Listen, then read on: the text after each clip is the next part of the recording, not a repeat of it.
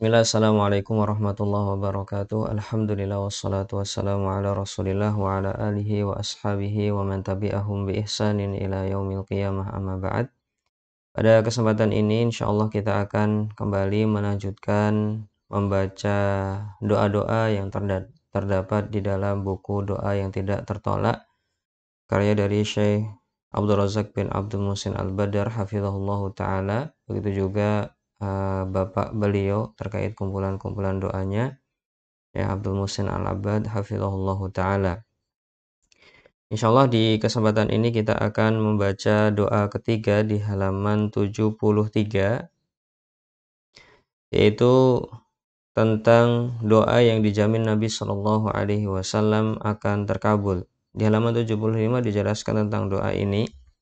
Nabi Shallallahu alaihi wasallam bersabda, "Fa innahu lam yad'u biha rajulun muslimun." Tidak ada seorang muslim pun yang berdoa dengan mengucapkan kalimat ini, fi syai'in, ya, pada apapun yang dia panjatkan, qattu, illa istajaballahu lahu, kecuali Allah Subhanahu wa taala akan mengijabahi doanya. Ini adalah keutamaan doa yang akan kita baca. Tidaklah seorang muslim berdoa memanjatkan permintaan kepada Allah Subhanahu wa taala dengan mengucapkan doa ini kecuali pasti Allah Subhanahu wa taala akan mengabulkannya. Ini adalah janji Nabi Shallallahu alaihi wasallam di Sunan At-Tirmidzi nomor 3505 dan disahihkan oleh Syekh Al-Albani rahimahullahu taala dalam kitab Takhrij Al-Kalam At-Thayyib nomor 122. Baik, kita langsung ke doanya di halaman 73. Doanya adalah la ilaha illa anta. Tiada ilah yang berhak disembah selainmu.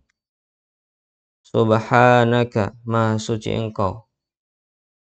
Inni kuntu minadh dhalimin, sesungguhnya aku termasuk orang yang zalim. Jadi di sini ada 3 kalimat. Kalimat pertama adalah la ilaha illa anta. Apa yang perlu kita resapi, apa yang perlu kita hadirkan dari berbagai perasaan ketika mengucapkan la ilaha illa anta? Maka jawabannya adalah kita harus meyakini, tertanam di dalam hati kita dengan kuat bahwa tiada ilah yang berhak disembah selain Allah. Konsekuensinya apabila kita beribadah maka hanya beribadah kepada Allah. Apabila kita berdoa maka hanya berdoa kepada Allah. Apabila kita melakukan puasa, puasa kita untuk Allah.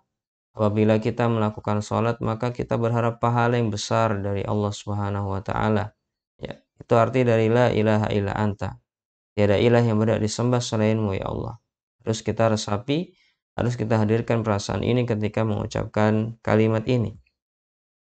Kemudian yang kedua adalah subhanaka, maha suci engkau ya Allah.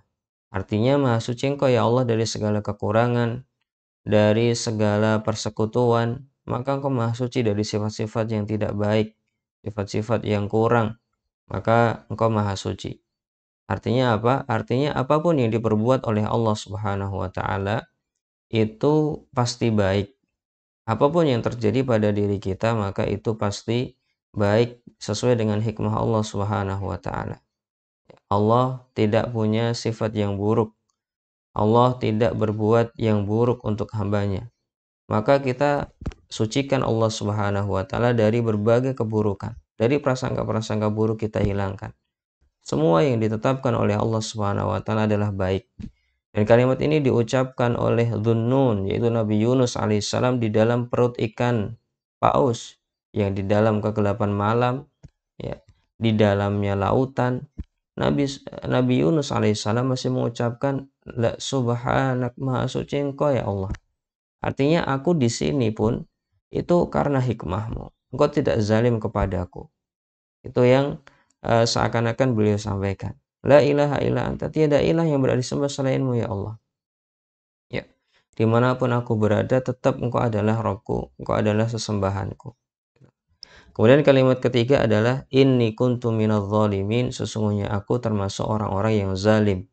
Ya, ini adalah pengakuan bahwasanya diri kita adalah makhluk yang penuh dengan dosa. penuh dengan kesalahan. Tidak ada seorang pun di antara kita yang mengatakan bahwasanya kita itu bebas dari dosa. Kita semua adalah orang yang banyak kesalahan, sebagaimana sabda Nabi Shallallahu Alaihi Wasallam, "Kullu bani Adam khata'un." Semua manusia itu banyak salahnya.